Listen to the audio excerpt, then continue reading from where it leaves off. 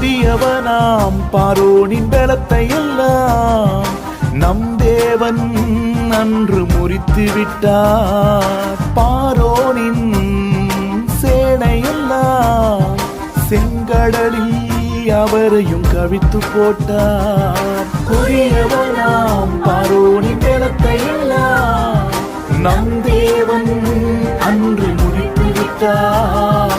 பார்வோனின் சேனையெல்லாம் செங்கடலில் அவரையும் கவித்து போட்டார். செங்கடலில் அவரையும் கவித்து போட்டார். செங்கடலில் அவரையும் கவித்து போட்டார். ஒழிந்து போனான் சத்துரு, ஒழிந்து போனான்.